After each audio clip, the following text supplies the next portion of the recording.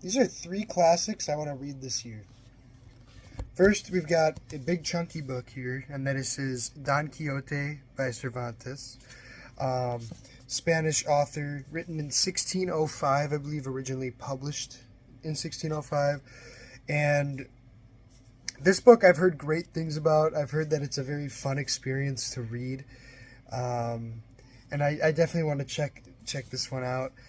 And it's probably the only like really truly traditional like form of a classic that I have on this list. It is the oldest book on this list, and that once leads me to ask, what do you consider a classic?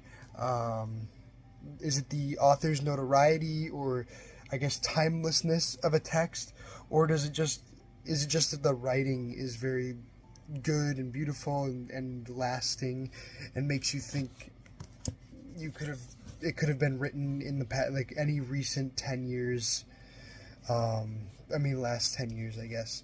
My next book is Pale Fire by Vladimir Nabokov, and that is why I'm asking that question, because this book was only published in, I believe, 1962. And Nabokov is a great writer.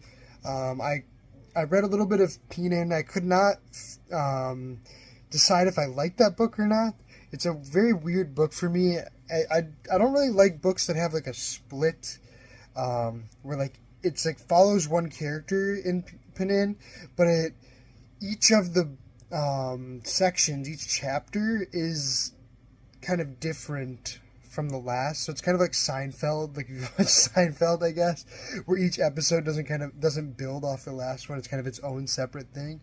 And I don't really like books too much like that. I like when it's like a cohesive thing, even if the plot is like not really existing. I like when it's all like together.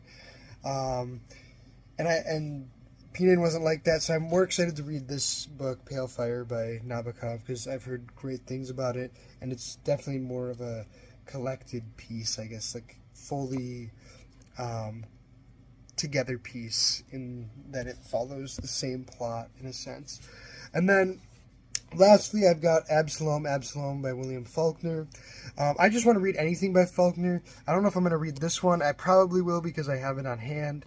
I really want to read As I Lay Dying because I read a cool like play rendition of it, As I Lay Dying from Lorene Niedecker, which I really enjoyed. But yeah, that's it for me. Thanks for watching. Let me know in the comments if you consider these classics, and let me know what makes you consider something a classic. Take care, like, subscribe, do all that jazz.